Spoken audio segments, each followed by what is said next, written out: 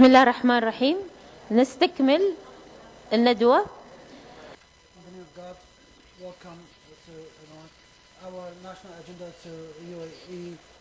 Looks forward to that the students of UAE are among the best in the world in the assessments of reading, math, and science.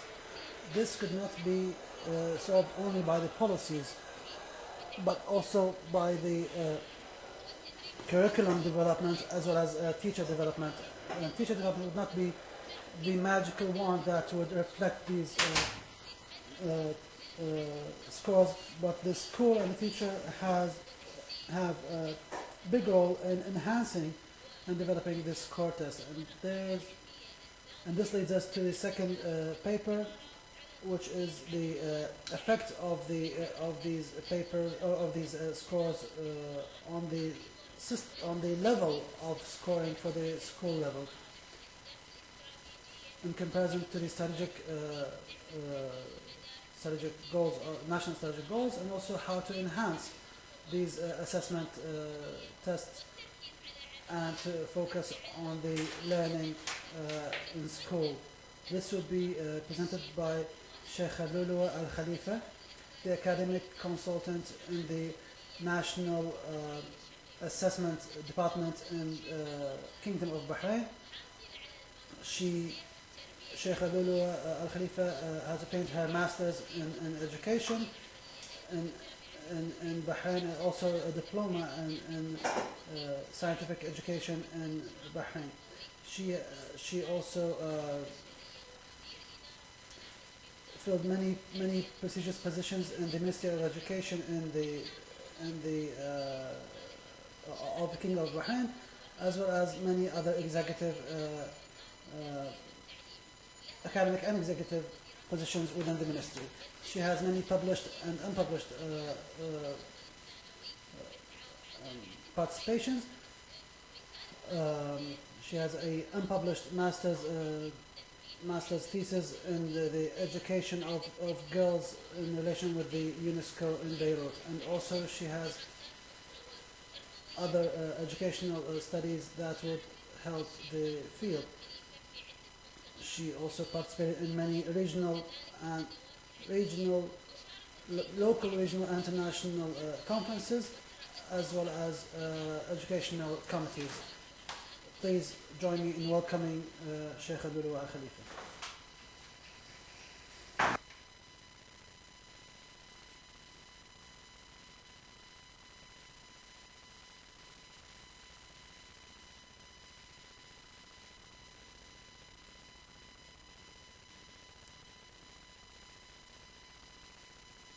Peace be upon all of you. At the beginning, I'd like to extend thanks to Regional Center for Educational Planning, particularly Mrs. Mahra Al-Mutawi. I thank you for inviting the National Authority for Qualifications and Quality Assurance of Education and Training to participate and present their experience in this field. My presentation, fortunately, Dr. Taysir presented a good presentation on the policies and their influence of the assessment results. We speak about the national assessment and their role in the education quality. The presentation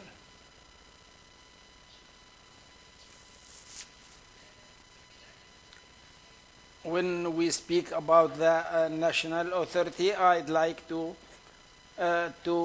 define the authority. Then we speak about the national assessments and the Department of Examinations and giving assistance to the school. The mission of the national authority, the vision is increasing the sustainable quality to promote both education and training in Bahrain Kingdom. It is concerned with education and training.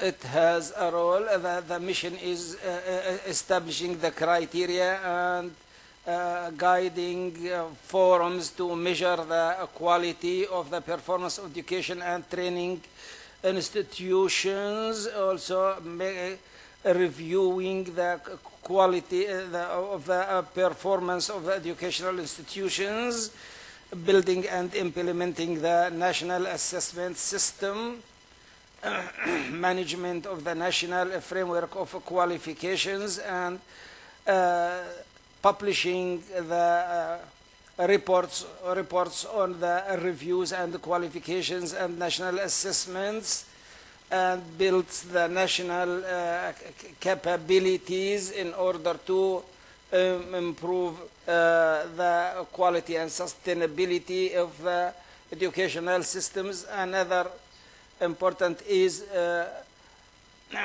promoting partnership and mechanisms of communication with the concerned departments. The authority works in cooperation with the Ministry of Education, Higher Education Council, and other training institutions. The values are professionalism, integrity, transparency, justice, sustainability, and reliability. It is an independent authority providing reports on the education and training in Bahrain. It was established in 2008 under a royal decree, and it is affiliated to the cabinet, to the Bahraini cabinet. Departments of the authority. There is a general department for review of training and education, public schools departments, private school departments, university colleges training and publishing reports. Also the qualifications framework as placing and equalizing the qualifications. It may not be issued by the educational institutions, maybe training institutions. It will be placed and equalized according to certain scale. Our topic today is management of the national assessment. There are annual examinations or assessments according to their grade, and the human resources. The authority was established in 2008. In 2007, His Highness Prince Salman, the Crown Prince, he took the responsibility of education development and economy development. Since that time, the ministry has conducted an assessment study in cooperation with the UNESCO, having many volumes showing the improvement opportunities in the field of education. Accordingly, Bahrain University conducted a study. According to such studies, a set of bodies or entities, institutions such as the National Authority for Qualification and Bahrain College for Teachers, as well as other systems, the national assessments or examinations, they come under the framework of the national authority. The first assessment was in 2009. In 2008, there were many discussions on the national assessments, among the specialists or experts, the authority got the assistance of the International Examination Section in Cambridge University. And there was study between the Ministry of Education, and there was an agreement regarding the assessments. The first national assessment or examination was conducted for some grades according to the national curriculum and the international standards. This is for grades 3, 6, and 9. In 2009, first assessment was conducted for the 3rd and 6th grade because the education system is in cycles.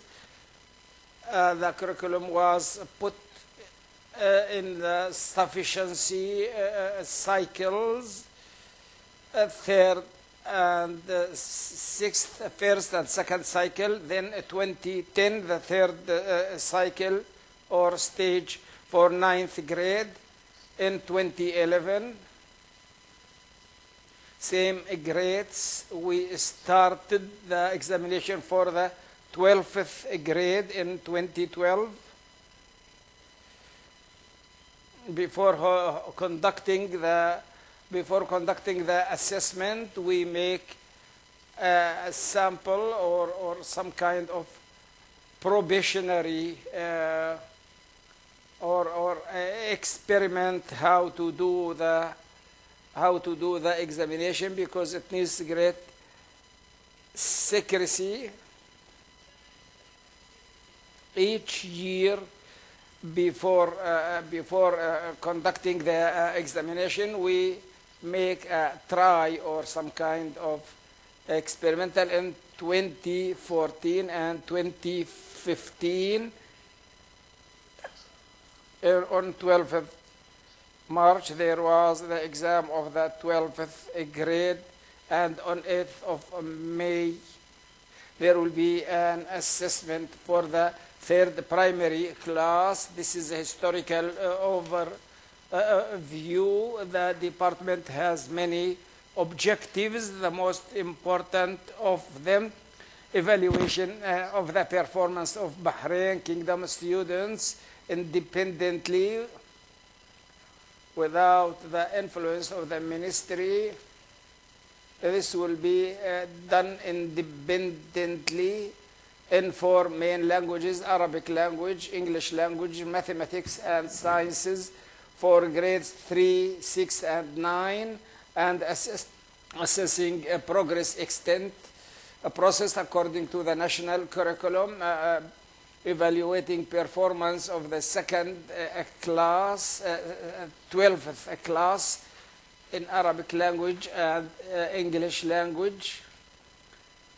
But the last subject, after consulting with the Ministry of Education and academic specialists, many sessions were held. The labor market required students who can solve problems to use the scientific subjects in solving the problems and using them in the labor situations. So the 3rd subject was problem solving in the 12th class, and providing information about the performance of the classes and participating in improving the education system in Bahrain, and developing in order to participate in improving the education system in line with the international standards. The examinations and buildings will be according to the mechanisms and approved specifications and corrections. The last point, which is important, which was greatly argued at the Ministry of Education in Bahrain, is publishing the results and reports publishing these things may cause a problem. Therefore, some of the objectives of the authority, though its values are transparent, the results should be after the examinations and assessments and implementing the results, schools reports, university reports, they will be presented to the board of directors of the authority. Then it will be submitted to the cabinet. Then the cabinet will approve. As soon as these are approved in the afternoon, after 2-3 hours, they will be published on the website of the authority. All the results of the schools, results of the students in the examinations. The website is available. Anybody can access and see the result. They can check the names, name of school, results of the students, and this is a very bold step at the beginning. Many authorities were unhappy, but now over the time we have been used and we have got the culture of publishing the reports and being no problem. Some private schools publish some important schools and famous schools, when they were told that their report was published, there some problems happened, but the authority is committed to achieve its objectives for the development of education.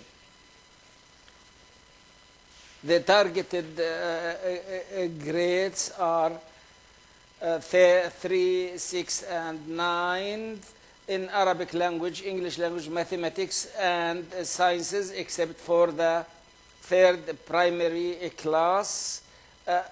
Before they were examined in both Arabic language and mathematics. That after a time, the coordination committee, upon the request of the specialists in 2013, the English language was introduced for examination in the 3rd class.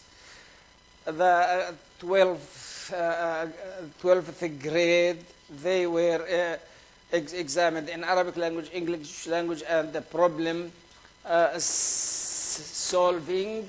The national examinations were designed according to international standard, design of the paper, specifications of the assessment were according to the international criteria and standards, in association with the 12th class examinations were designed were designed in the United Kingdom for the Arabic language, and also as level IGSCS, the English language examinations against the level B of the European framework for the SVER languages. A cycle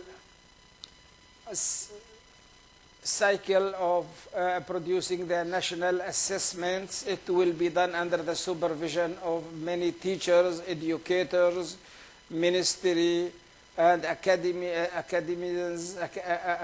professors. This to promote the national capabilities and training them on how to prepare the examinations in a good level. We put the schedule of specifications. This is very important.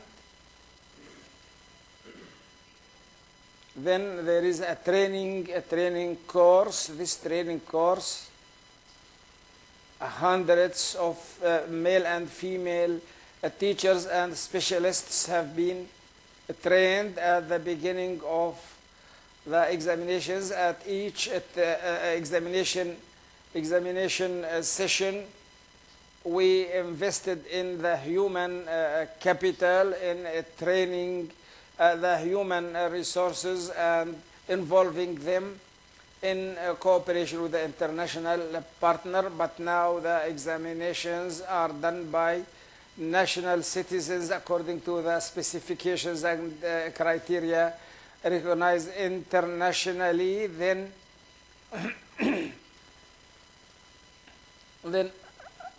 assigning the examination, establishing persons, putting the preparation of the examinations. Those people are assigned to establish or to put the examinations. There is some secrecy and there is a contract. There is acceptance or rejections in the examination paragraphs. Then we have a pre-test conducted for these paragraphs or items, and they will be tried on a sample of schools, and there will be statistics analysis to see the valid examinations. This is all during building or putting of examinations. Then we come to the actual exam, then examining the assessment.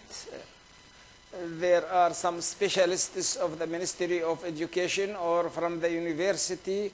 The exam paper will be given to the students, giving him to know the time, whether time is sufficient or not, and the level,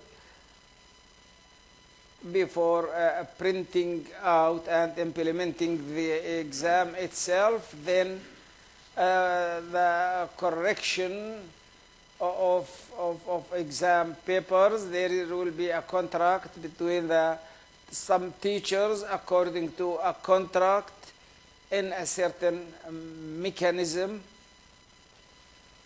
according to the build table, issuance of the results.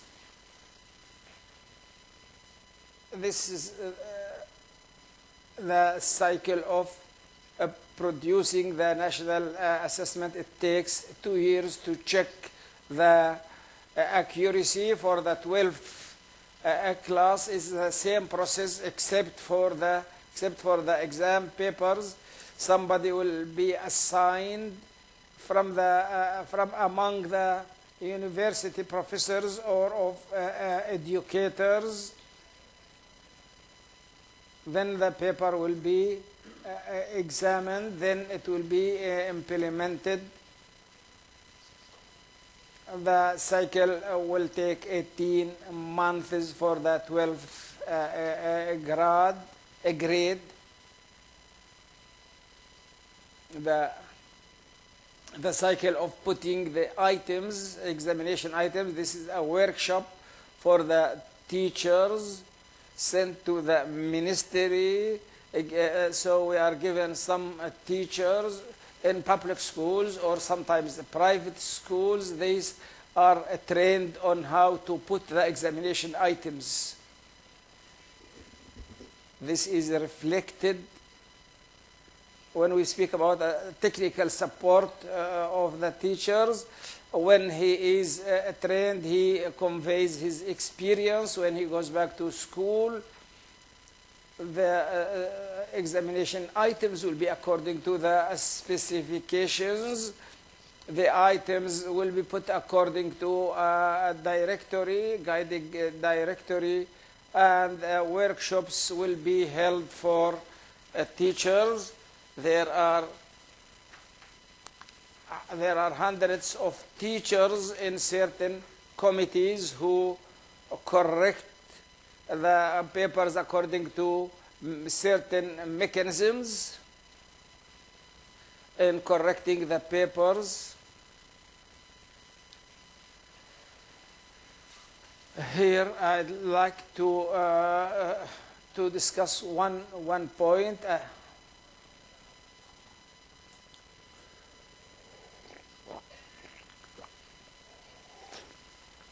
The most important point in examinations, there are three types of reports: quantity reports, consisting of students' results. This is a form of the certificate or the report. Quality or qualitative reports speaking on the competences, competence, and the annual reports issued by the authority. There is one chapter for national assessment and for the review of performance of schools. Set of reports are published on our website, on the authority website. Anybody can see them. When we speak about the quantity reports, here the national examinations or national assessments provide the technical and professional support to the teachers. The grades or the scores are issued according to the percentage, average percentage of performance score. The reports, there are four types: students report, and teaching group report, school report, and Ministry of Education report. There are four reports issued by the examination department. The percentage or average is 70%. It was agreed upon since the beginning. The result of each student is compared with the result of another students, and the scores in this system come between 0 to 8. The national edge was 8%. The examinations should be, it will be at the same level.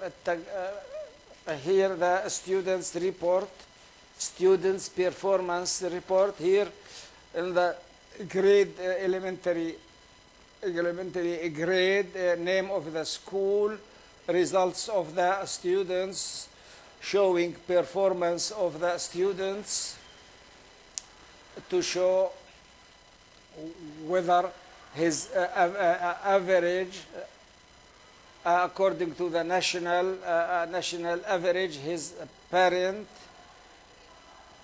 the parent is very important for grade 3 to know the performance of his son or daughter compared with the national average. Also, there is the student performance for grade 3, and then there is the teaching group report. The teacher may know the name of the student and the scores, the average of the teaching group, and the performance average, school performance average, and all schools performance average. Then there is a report regarding the school as a whole. They put the classes, the average performance, and compare the school with the governorate and with all the other schools. The school all cluster managers, they know the level of their schools compared with the performance of all the schools. This information are useful, and the importance of the school report show the the good schools and the ones that need some improvement, and show the aspects that require some improvement. Before, there was the school performance for grades 3, 6, and 9. These reports support the technical support to diagnose, to show the strength point and the points that need improvement, the role of the school. When they put the strategic plan, they should raise the level of the students requiring improvement in mathematics, Arabic language, or any other language. Regarding the 12th grade, here the scope of scores will be A, B, C, D. This will be from A from 90 to 100, B from 80 to 89. Here is the report of the student, sent to the student. The transcript, there is a memorandum of understanding with Bahrain University to take the results of these students. This is for admission of the students in the university. The report of the school is useful for the school, the principal of the school, and the teachers to know the level of achievement of students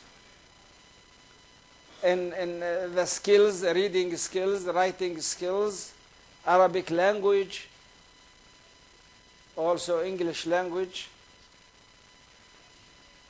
This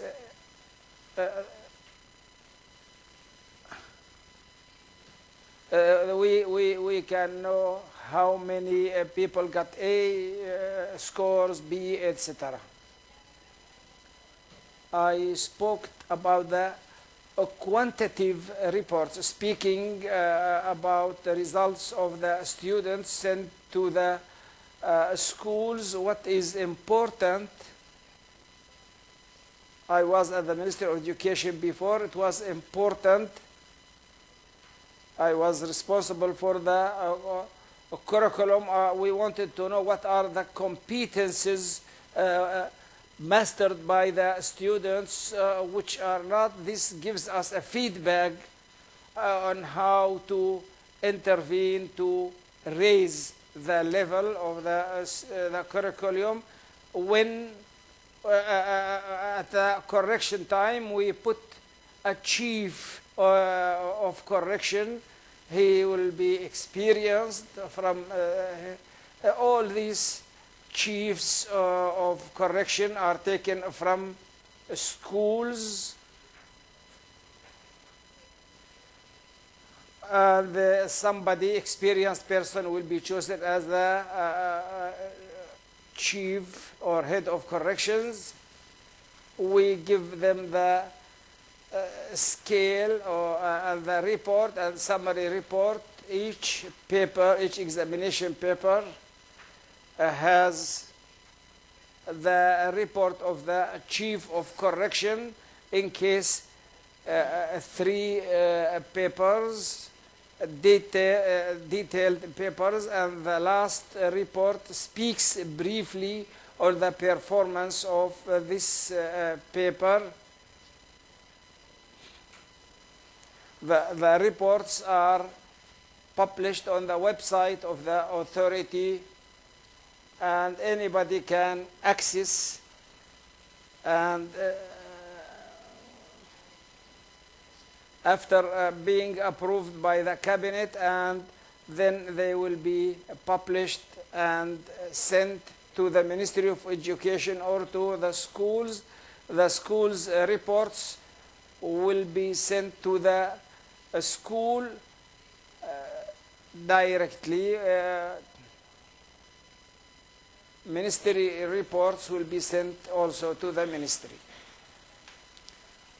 Content of the correction chief's reports Each report will include the competencies and commenting on the performance of the students and the strength points and the weakness points requiring improvement.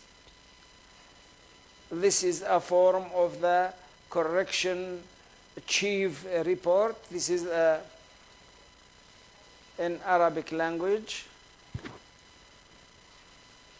Is speaking in detail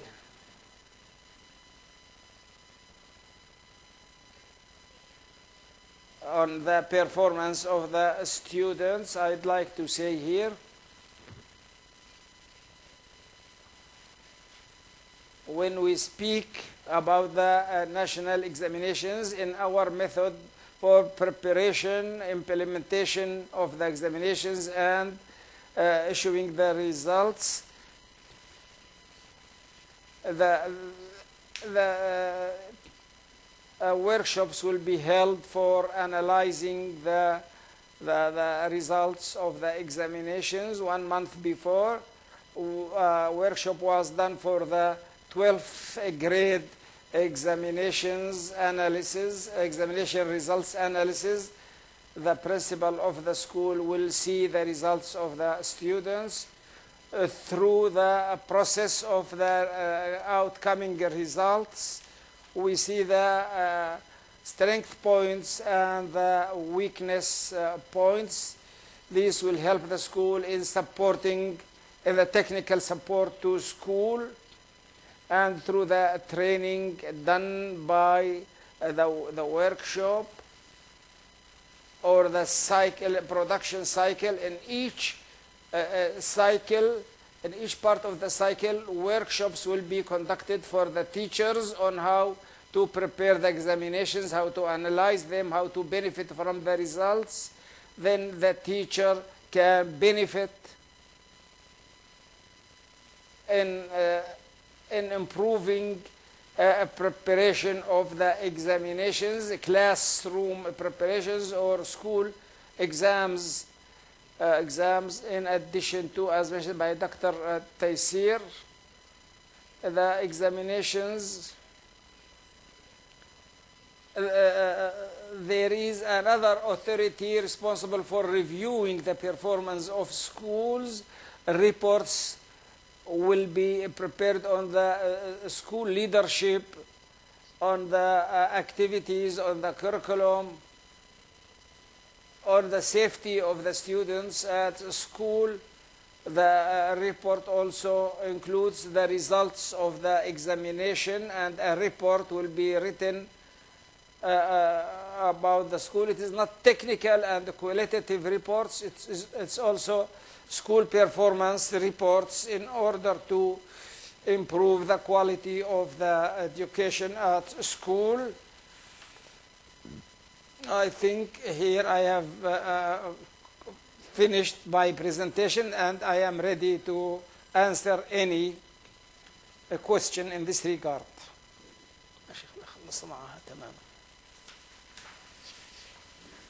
We thank Sheikha Lولوة for presenting the experience of Bahrain in the national examinations, national assessment. We'll receive the questions in this regard.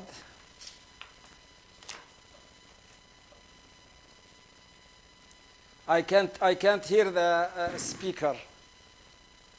Please use the mic. Thank you for this good and interesting presentation. We can benefit from it. My question to Her Highness Sheikha: to what extent is the Bahraini student serious in performing the examination? You said that we like to make the university take the results of the 12th grade in consideration. To what extent the Bahraini student is serious in taking the examinations? Thank you for this question. This is a very important question.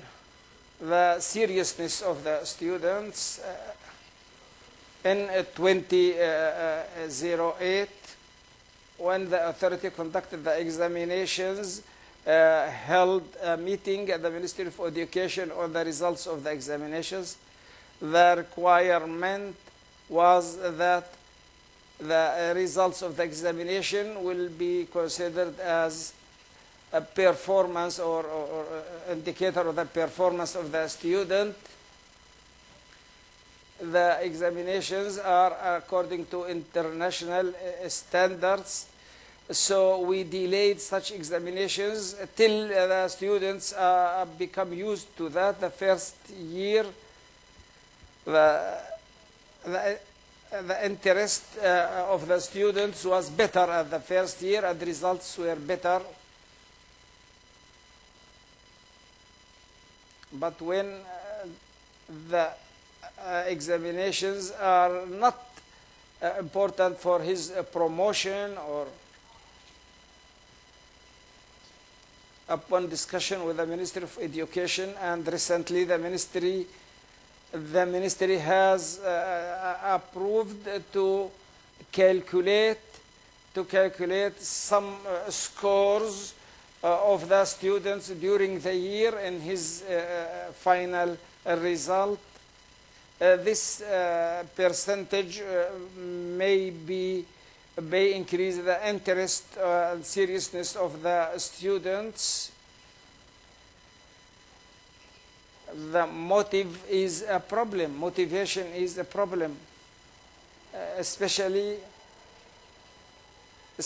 when the examinations are not considered in their final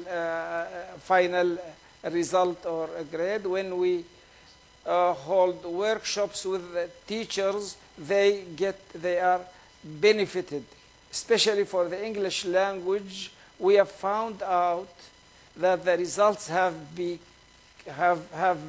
improving, because the teachers said we have benefited from preparation of these questions and items.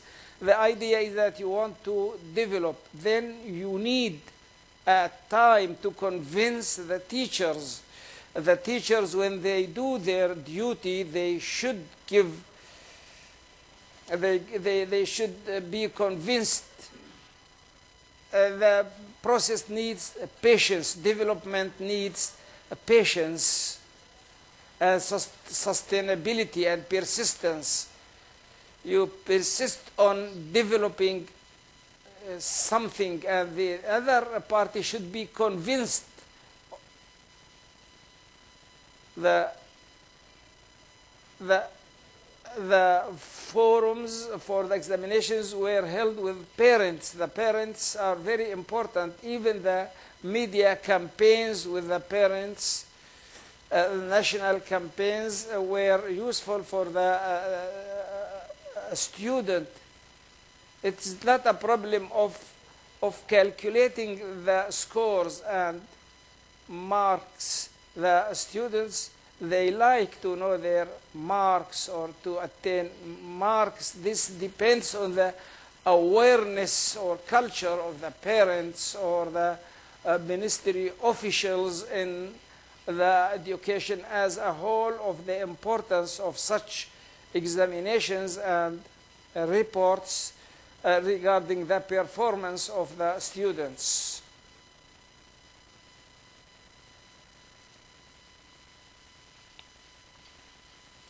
I wanted to ask that during the presentation we have known the role of the authority in the preparation of the examination, then its role after the examinations and the results. What is the role of the authority during the examinations? The authority,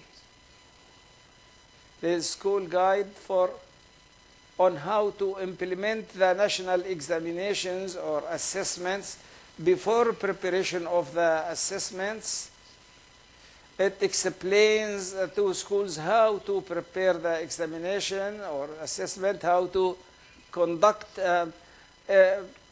send some professionals or specialists on how to conduct the examinations.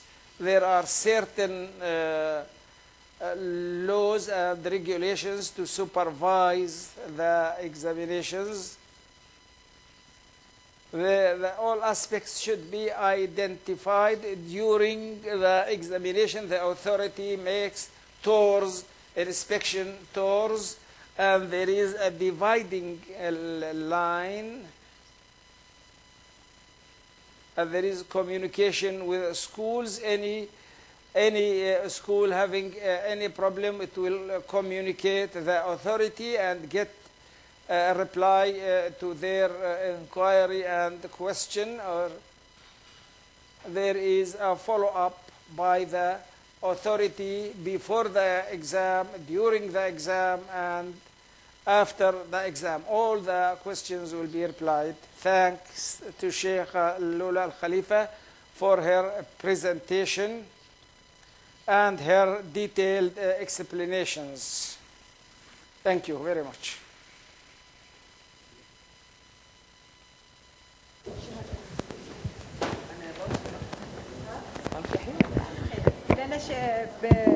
بنكرم الشيخة لولوة حاليا لأن هي مستعجلة وراها طيارة فبتطلع We would give the honorary participation for Sheikha Lولوة because she has to leave now for her flight. She has to catch a flight.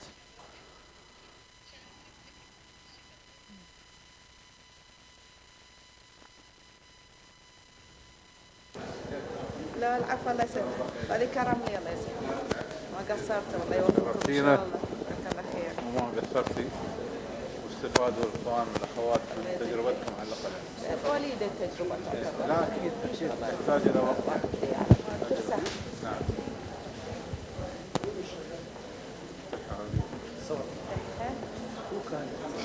ما شاء الله جزاك الله خير وين اللي بصورنا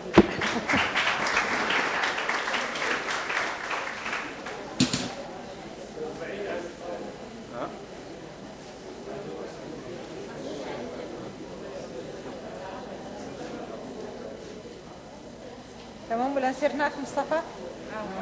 ها؟ طيب شكرا جزاك الله خير مشكورة العفو قصرت جزاك الله خير مشكورة الله يسلمك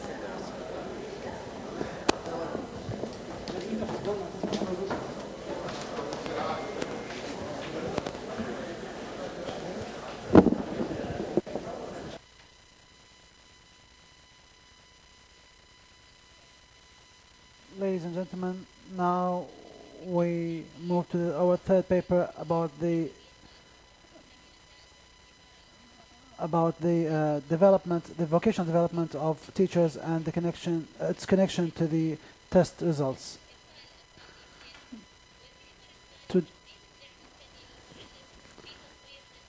And this would be presented by the researcher in education, Professor Spencer, Ernest Spencer, who worked as from 1974 to 1948 as a senior teacher of English language and the Trinity schools.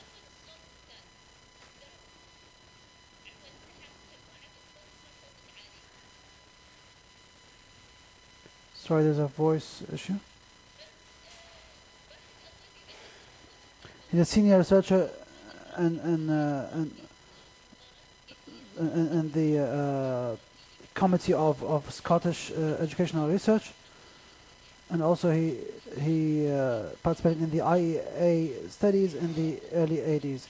He worked as a educational inspector for Her Majesty, sorry, and then as specialist in evaluating the English from 85 to 96. And then a member and later a president of the English Language Committee, Projects Committee. And from 2002, after retirement till now, he's working as a consultant in many research projects as well as teaching in Glasgow University. He has many written papers, as in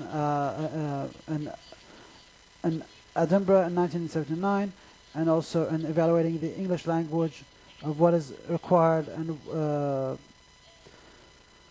which was presented in Paris in OECD 2005. Please welcome Professor Ernst to present his paper.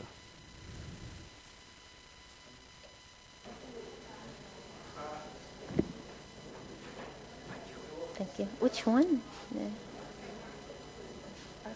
RCE? This one? Or national assessment? No, it's not that one. Not that one?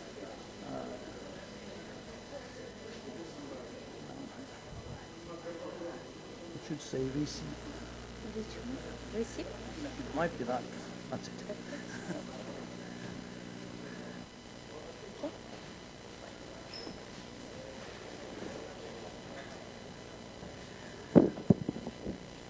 Good morning, everybody. I see that it is still morning. For 2 minutes, it's still morning. I am very honored to be here, to have been invited by the Regional Centre for Educational Planning to come and talk to you. And my colleague, Professor Louise Hayward, whom I am replacing because she was the original person who was invited, joins me in thanking RCEP for the invitation and in expressing our good wishes from Glasgow to all the education systems that RCEP serves. Now, when you analyse national test results or international test results, you will probably find that there are certain areas of the curriculum that need special attention. Or maybe you might find there are particular groups of students who need special attention. But the essential point of the presentation that I'm going to make on my own behalf and on my colleague Louise Hayward's behalf is that the nature of the pedagogy, the nature of the learning and teaching that you need to make happen to improve in a particular curricular area or for a particular group of pupils is essentially the same. It's generic to effective learning and teaching across the board for all pupils, for all children. And the idea of assessment for learning is intrinsic to it. Now, I want to begin with a cautionary tale about testing.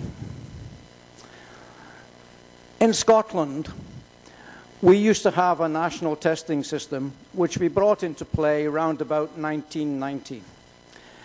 And it lasted until about 2005, 2006.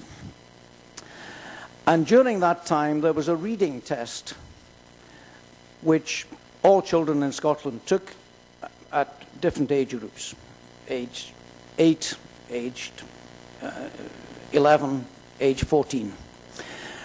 And during all that time, the teachers, the local authorities who were responsible for the schools, and the Scottish Government accepted the results of that test as giving them valuable and clear information about the quality of reading among Scottish children. It was only around about 2004 that my colleague Louise and I analysed the nature of the questions in the test. And we discovered that in most tests, it was possible to score 80 or 90% of the marks by answering questions which were very simple, which were literal questions, where you could find the answer simply in the text that you'd been asked to read. And there were very, very few questions which involved making an inference or making an evaluative response to the text. So for 15 years in Scotland, and we thought we were good at this. We have a reputation for being good at assessment and being good at national testing. But for 15 years, we were using evidence which was actually very weak. It wasn't telling us anything about important aspects of the process of reading. So this sentence, which is on the slide at the moment, is very important. If you're using a national testing system or an international testing system to inform what happens in your policies or in your classrooms, make sure you're testing what matters. Now, if we address the question, what does matter?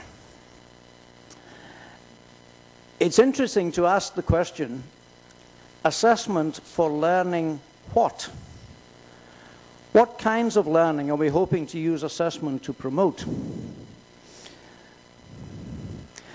Now, I want to begin here by inviting you to think about three very broad ways in which the curriculum of a school or a country can be thought about.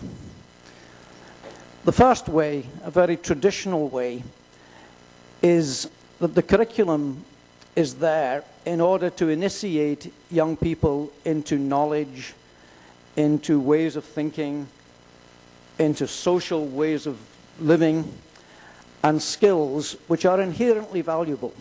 It's self-evident that they're valuable, or useful, or they're useful for future employment. And when you have this kind of idea about the curriculum, concepts such as logic and order and cognitive development and knowing that something is the case, these kinds of concepts are important. But then there's a second conception of the curriculum which involves the idea that what it's mainly about is enabling young people to become thinkers, to become reflective, to be able to hypothesize, to solve problems, and to understand personally in the context of the broad culture of your country, your society. So knowledge in this idea of curriculum is purposeful, and active engagement and curiosity and intuition and imagination are important, as well as logical thought. Then the third broad definition of it is what we've come to call becoming a person. It's something bigger than just learning to be reflective. It continues lifelong, and it's not confined to young people's experiences in schools or colleges. It includes all their experiences of the society in which they live, and it involves the idea of becoming the kind of person that you want to be. This is a set of ideas which go back originally to the American therapist Carl Rogers, who wrote about them in the 1950s and 60s. Now, our view is that the nature of the teaching that goes on should be colored, should be determined by the fact that the third of those definitions of curriculum is the one we should follow.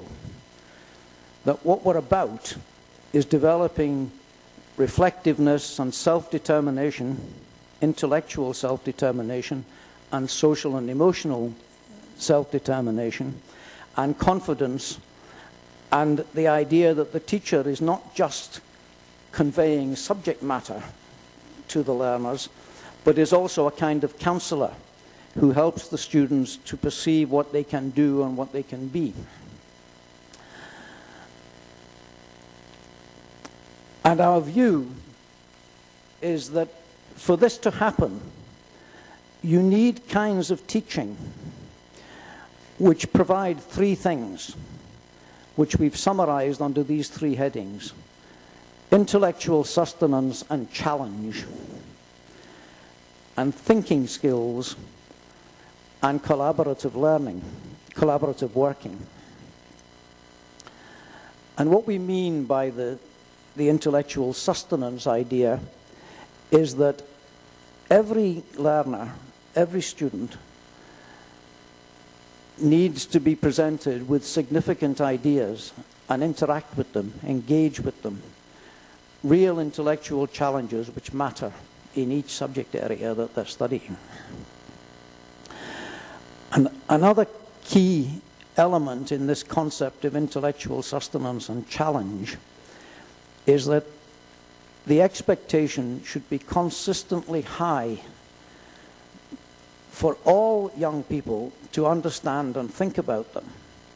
So nobody should be involved in undertaking classroom activities which are essentially trivial. And if you look in many textbooks, there are quite a lot of trivial activities. And these ideas that people need to engage with, they will come from many sources. They'll come from the internet, they'll come from books and journalism and other media, and from teachers. But they're for analysis and critique. They are for comparison and incorporation in each student's own fashion in her or his own set of values and constructs. The second big concept that we think needs to be there in our understanding of what kind of learning and teaching works is that thinking has to go on. A long time ago, when I worked at the Scottish Council for Research in Education in Edinburgh, I had a colleague, a brilliant young teacher who had become a researcher for a short while, and he had only one criterion for the quality of teaching. His only criterion was, does it make them think? And it's maybe worth keeping that in mind. So the view that we're arguing is that the effective teaching, what will lead to successful performance, creates a kind of excitement of mind in the learner, so that the learner wants to get a grip, wants to understand, wants to work things out, wants to find out more, wants to experience more, wants to try to solve problems. And this desire comes from the nature of the ideas and the tasks which are presented, and from the teacher's expectation of independent thought. And there are two types of this thinking. One is the understanding of new ideas and information in your own language and in relation to what you already know. And the second is the application of doubt, the questioning of things, the questioning of assumptions and assertions, other people's and also your own.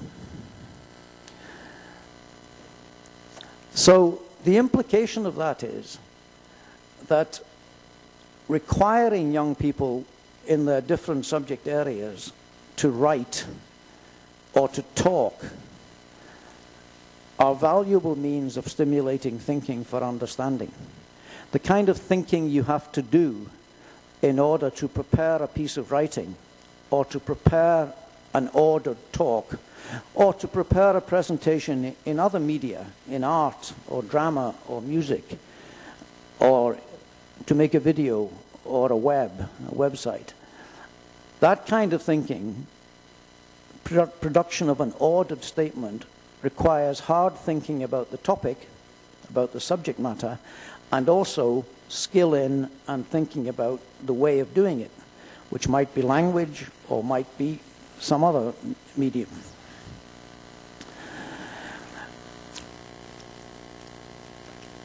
And then finally, in answer to the question which is at the head of all these slides, why should assessment for learning work? This third big element, after intellectual sustenance and challenge and thinking, the third big element is collaborative work. And we know what the theoretical background to this is. We know from Vygotsky and many other theoreticians that we learn ideas first socially and then we internalize them individually. And we know that the key means of doing both of these things, learning things and internalize them, is talking to other people. Dialogue is central. So the last point on this slide is important.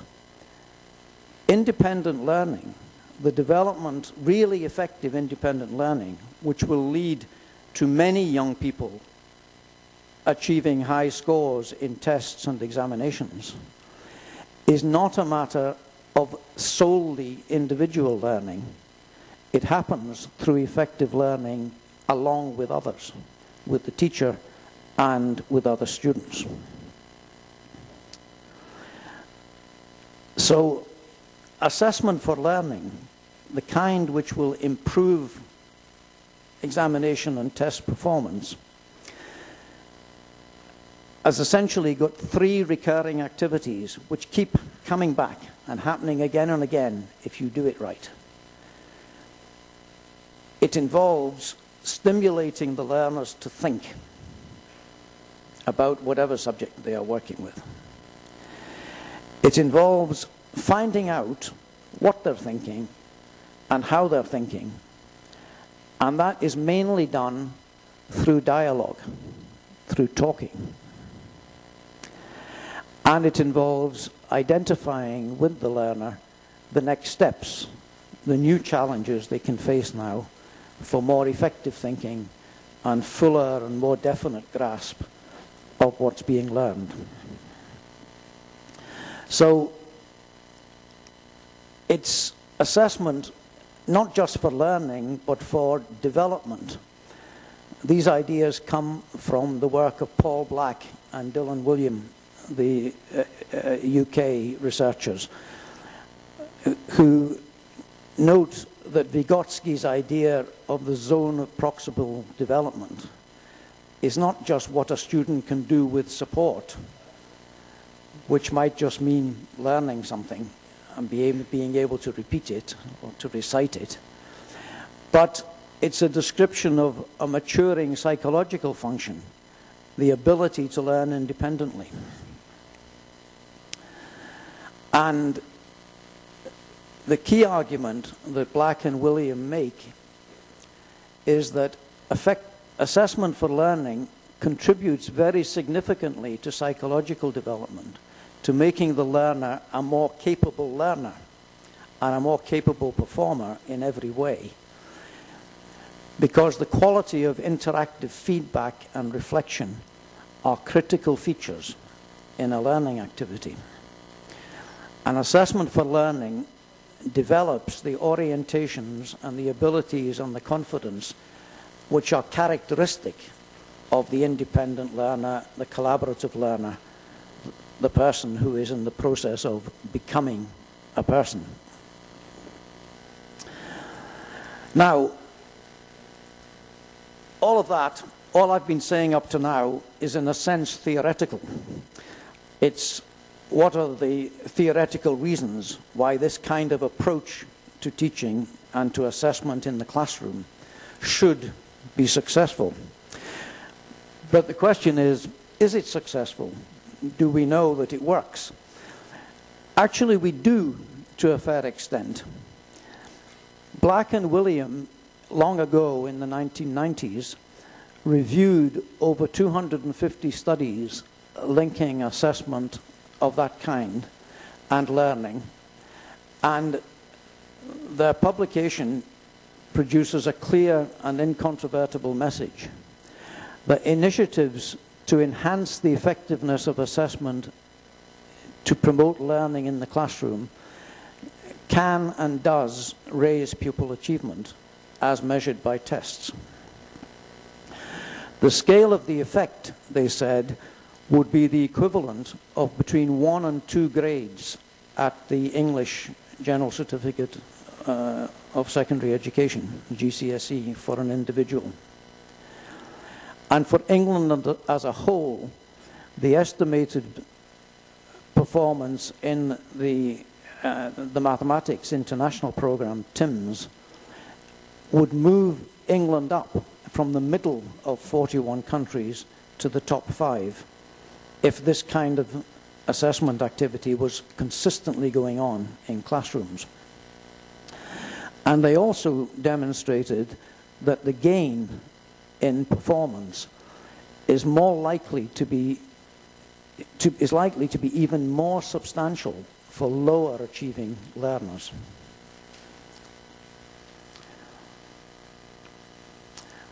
Now, Black and William also spell out in a more recent publication the steps that are essential to make it happen, how to do it. These are well-known things in effective teaching, but I take the opportunity of repeating them. You need to clarify and share learning intentions and criteria for success that move learners forward. You need to create classroom discussions and other learning tasks which produce evidence of understanding. So again, there's an emphasis on talk, dialogue, as the means of getting the evidence. You need to provide feedback that moves the learners forward, and you need to activate students as learning resources for one another, and activate them as owners of their own learning, which will happen if they become learning resources for one another. So, to make this approach work, the teacher needs a very clear understanding of the curriculum and what matters in it, and a very clear understanding of what progression means, where you go step by step through the program of study. And the teacher needs to recognize that the assessment approaches you use, whether you use this flexible, collaborative assessment for learning approach, or whether you use only a testing and examination approach, has a powerful influence on the motivation and self-esteem of learners, both of which are crucial influences on learning. The teacher also needs to recognize that every student can improve and needs to adjust teaching to take account of the results of the assessments. And the feedback, which is so central to this approach, needs to, first of all, to be frequent. Now, just fairly recently, about 3 years ago in Scotland, we conducted a study called, it's here called AAT. It stands for Assessment at Transition. And it was a project that the Scottish Government asked us in Glasgow University to do, to look at assessment in the new curriculum that's being implemented in Scotland at the end of the primary school and at the beginning of the secondary school. Now, as part of that study, we talked to pupils about what they regarded as good about the assessment they were currently experiencing, and also what was missing, what did they want to be happening, which wasn't happening. On the what was good question, we got a vast range of different views from the learners, from the young people. They didn't have very clear ideas about what they thought was good that was happening to them. However, there was a common message from all of them across all the schools we talked to and all the local authorities about what they wanted, which wasn't happening. And what they wanted was to have more one-to-one conversation with their teacher. So they wanted frequent feedback about how effectively they were learning. The feedback, and Black and William have demonstrated this numerous times in several publications, needs to be, in order to help learning, it needs to be comments rather than grades. Although, of course, young people like grades, and so do their parents. But the benefits for learning come from the comments. Identification of strengths and development needs and next steps. And the feedback needs to offer a view of what pupils should be aiming for. and provide them with skills and strategies for taking the next steps in their learning. The last point on this slide simply summarizes an approach which I've been using for a very long time now, because I started teaching a very long time ago, somewhere about 1967. And when I was an English teacher long ago, I used to use this three-stage system for feedback. This is what you've done very well. This is the success. This is what you've attempted to do, but not quite brought off.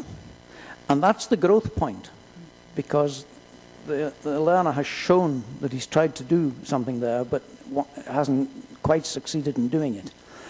The third point might not have come into play at all if the growth point was clear enough. But then you might also think, well, this learner doesn't know something that he needs to be taught, and then you need to teach it to him. But these three, this tripartite approach to feedback, I found over many years work quite successfully. So you've seen this slide before, but I put it up a second time deliberately. The process is very simple, but needs to be consistent. Stimulate thinking, find out what and how they're thinking through dialogue, identify with them next steps for new challenges, more effective thinking, fuller, more certain grasp of what's being learned. And if these things happen, my colleague, Professor Hayward, is now arguing that in the phrase assessment for learning, we should remove the preposition, and we should be arguing assessment, this kind of assessment, is learning.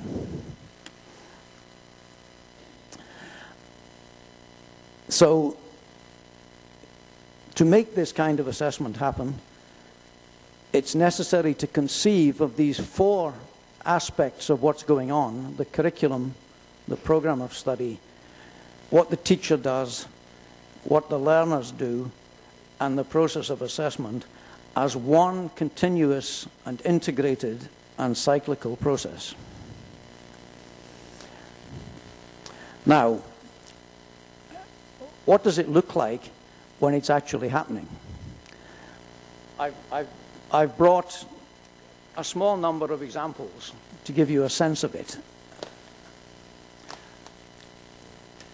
The first set of ideas come from a project that actually my colleagues and I in Glasgow are still involved in. We haven't quite finished working with the local authority in Scotland. It's the authority called East Lothian in the Edinburgh area. And they asked us to go and look at a method they were using to teach early number awareness, early arithmetic, to young children in primary schools. So the pupils, the learners that we talked to were aged 6 and 8. And we found when we came to talk to these children that as a result of using the approach that the authority was using, it's called number counts, by the way, they became quite adept at explaining their thinking when they were addressing arithmetical problems. They couldn't all do it equally well, but even those who were less capable at the arithmetic problems than others, nevertheless had developed an understanding that how they were thinking was important and they needed to explain it. There was no single magic bullet which made the success of this program happen, but the characteristics of it which seemed to be contributing to its success were that, first of all, there was a planning framework which all the teachers were familiar with and indeed had contributed to. So they knew what the progression was. When the children had a grasp of that, this was what they moved on to next, and so on.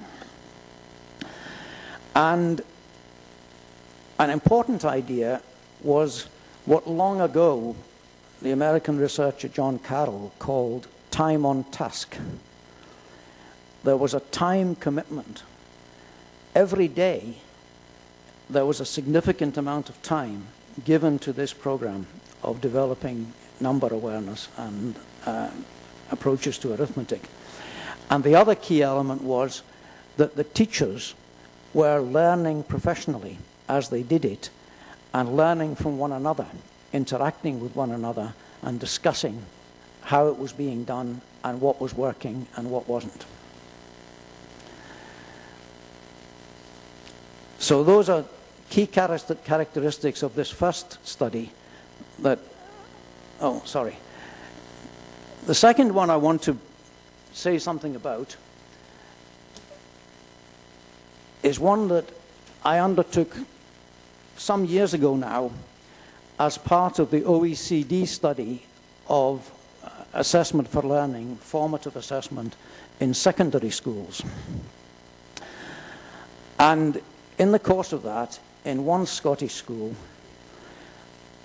I observed a history teacher, and he was working with pupils who were aged 12, 13. Now, history, I should tell you, in most Scottish secondary schools is not a highly popular subject. Children tend to get bored by it. They're not very interested in it. And you might say they should be, but in many schools it's not a shining light for the students arriving at school every day. They're not looking forward to going to history. But in this school, the work featured self and peer evaluation of group presentations on research topics. The research activities used carefully identified library and internet resources, and the preparation for presentation constituted about 50% of what they did in class. The other 50% of the time, the teacher was teaching them something and guiding them, but more than 50% or more of the time was group activity in which the young people were doing the research.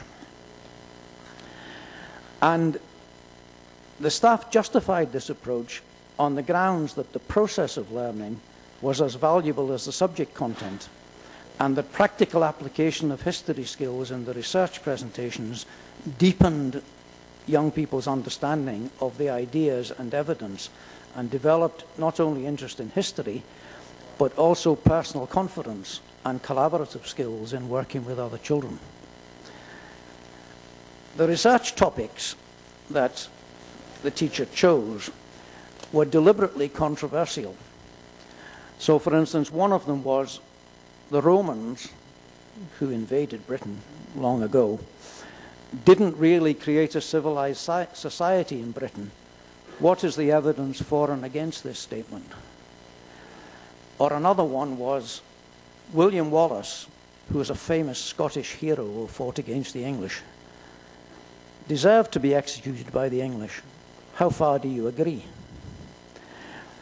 And each group was expected to include in the presentation an introduction, background information, and an argument for and against the proposition.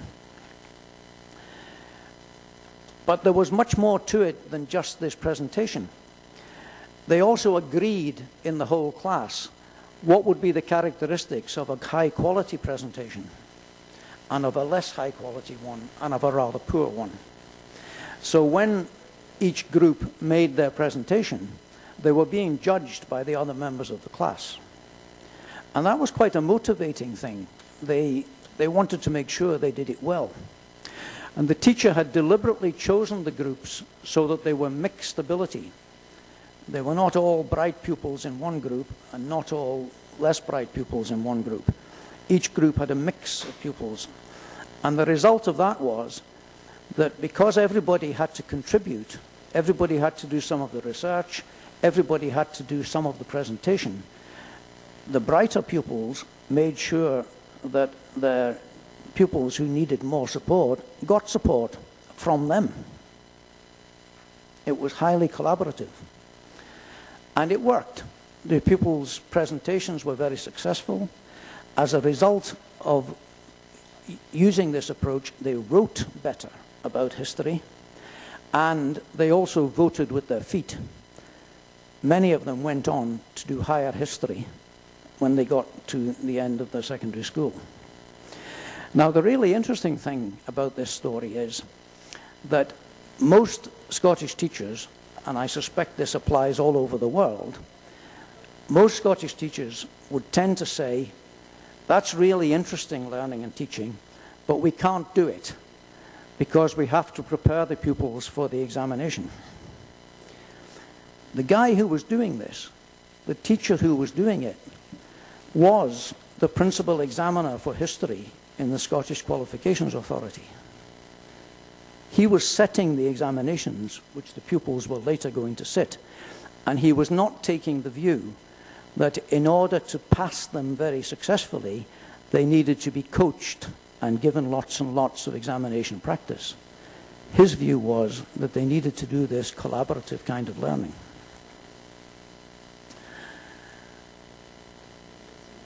Okay, how am I doing for time? Yes, I can.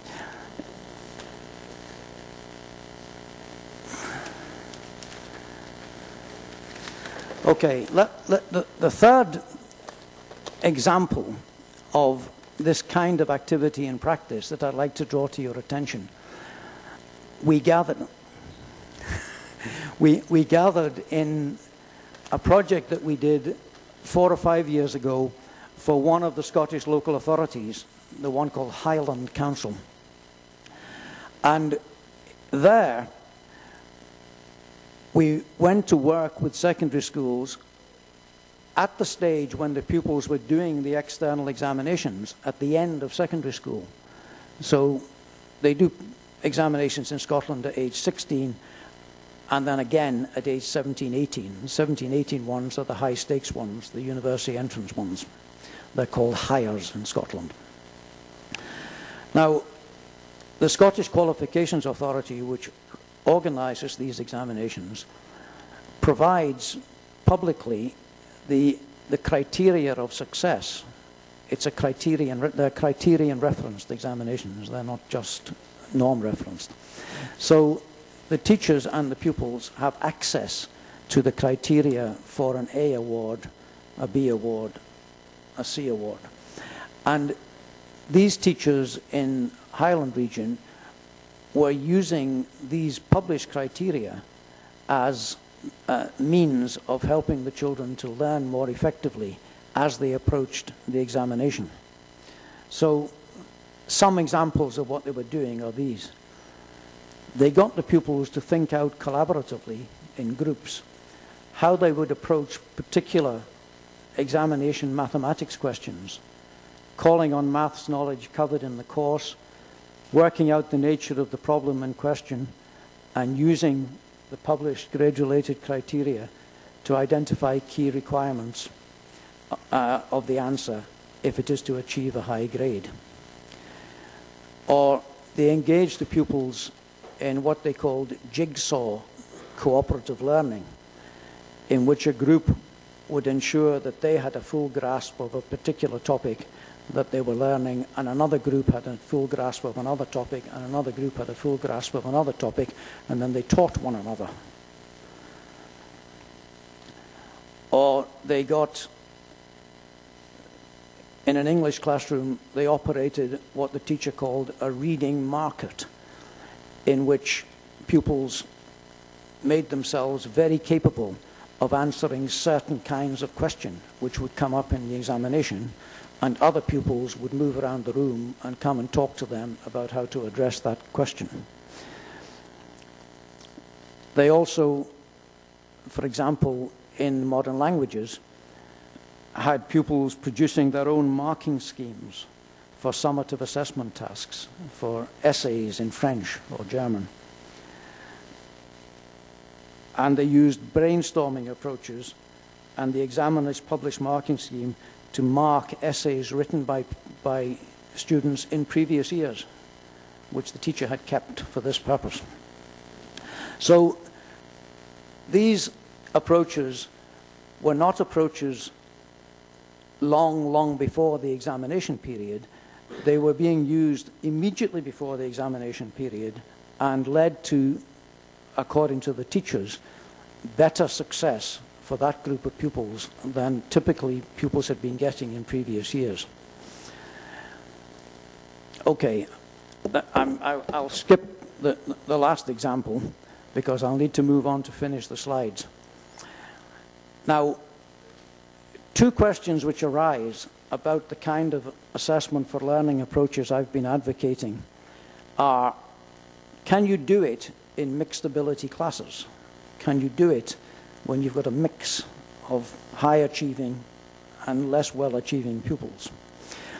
So I want to tell you a story from my days as an inspector of Scottish education. I inspected a primary school once, and in Scotland we have very many small primary schools, very scattered over rural areas. So this was a school with only 2 teachers.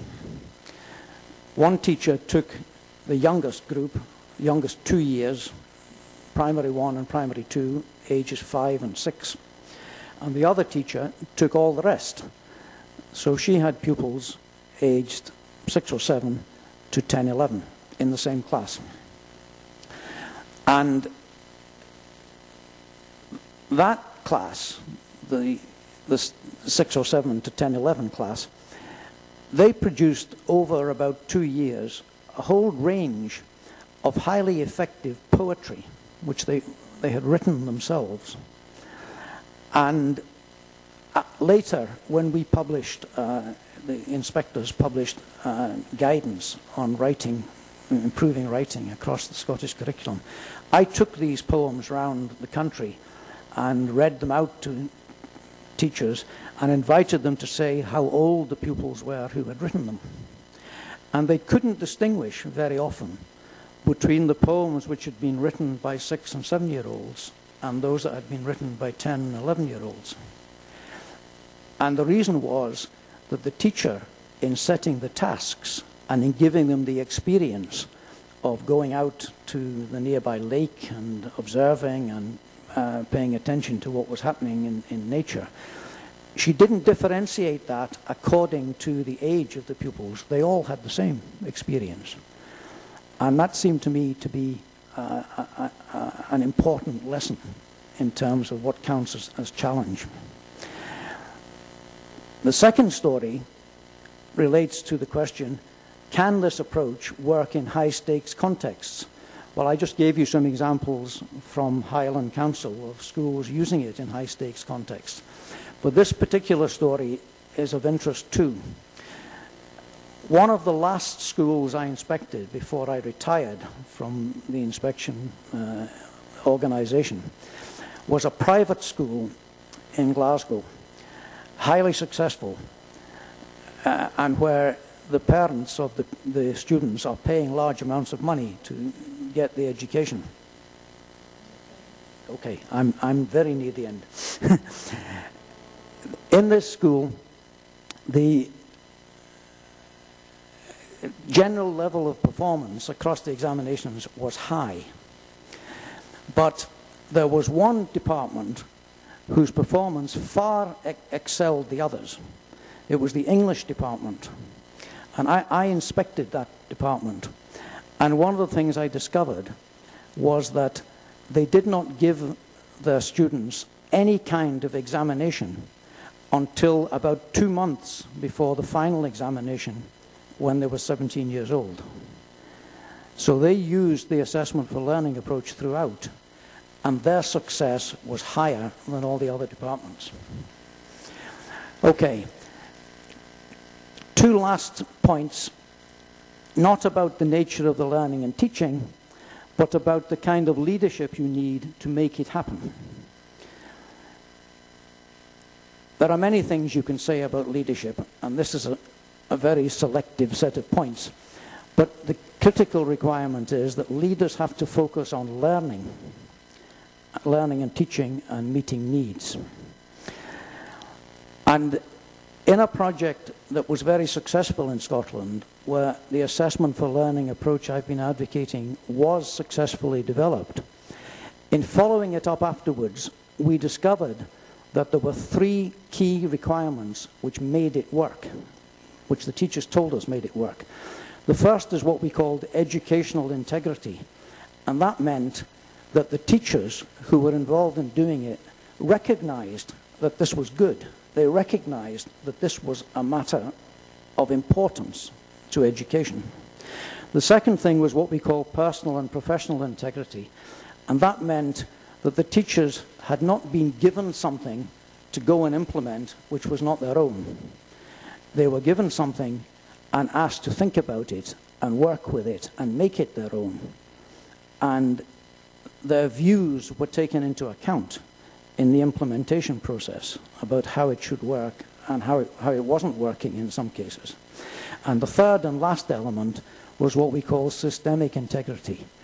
It worked because every bit of the system, the government policymakers, the local authority implementers, the head teachers in the schools, and the inspectors who were coming to look at what was going on, were all committed to making this work. And if any of them had not been, it wouldn't have worked effectively. So it was a complex kind of implementation, but its complexity was actually desirable. Trying to do a simplified, manageable way where you do a pilot and then you roll it out by telling everybody else to do it, just telling them to do it, not helping them to do it, that isn't effective. The things that matter in the process of change, in making that kind of learning and teaching happen, are important for all participants in every phase of the development. It's just as important that teachers who come in after 2 or 3 years into a program get the same kind of help and support as those who started at the beginning. I've gone on too long, sorry.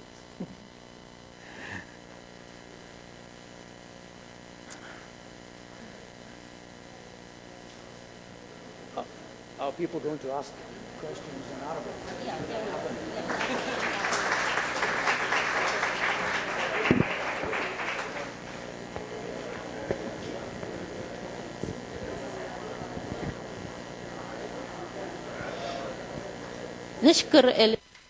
We thank Professor Spencer for his detailed presentation and giving some stories and examples to explain it.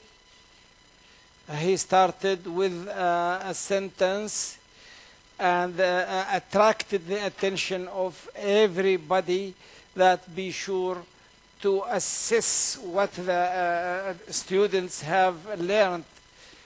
The assessment should not be far from what they are learning.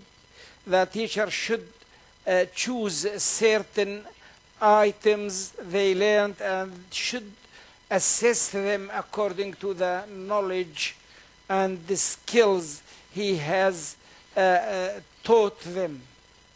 The topic of this paper is how national assessments play a great role in the professional development of the teacher, and the teachers are subject to training courses, last year for 40 hours, this year for 80 hours. If I need to upgrade the efficiency of the teachers, I have to train them.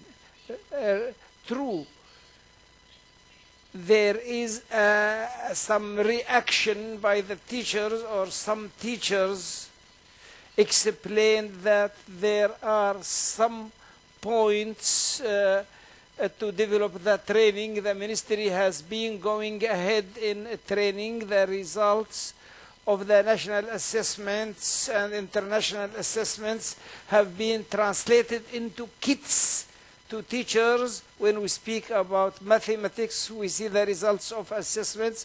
We have found out that pupils are weak in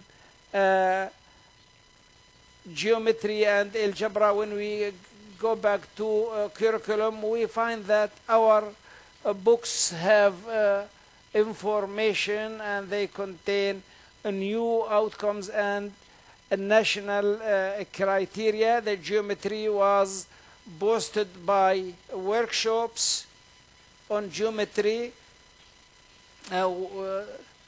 also workshops on potentials and workshops on interpreting of data. The ministry is translating these things into workshops in order to support the teachers and learning. Is there any question to the professor?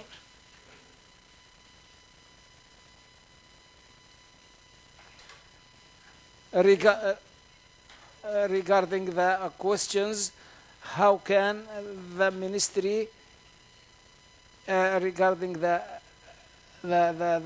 results regarding schools as a school principal or a teacher, how can we put our plans based on analysis of these results? How can we use them in planning? How use the analysis? Well, to an extent, that's a question for the ministry here. But our view would be that we need to make teachers capable of doing the kind of learning and teaching that I was describing. And the kind of packages which you're describing, which are developed after the analysis of results on various, that's a very helpful start, but it's not all that's needed. It's one thing to bring teachers together in a seminar and a workshop to discuss how to teach this package. But it's important also to create a culture in each school where teachers talk to one another about how to do it and network as a team.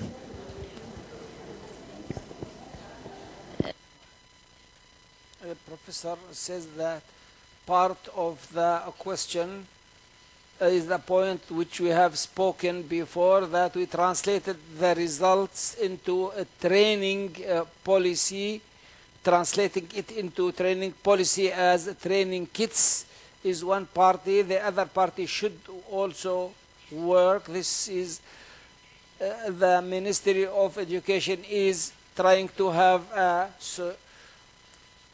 teaching and learning environment, and they discussing the curriculum together in order to implement the curriculum in the best manner. Any other question? Thank you very much for your kind attendance, and to the management of the center, Regional Center for Educational Planning, for inviting us. Thank you for your attending.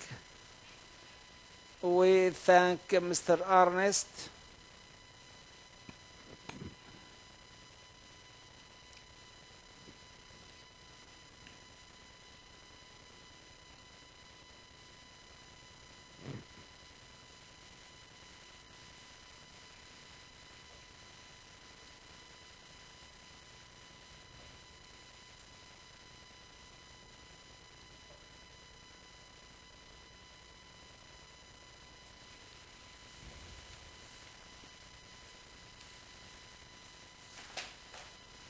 Thank you, Khawla.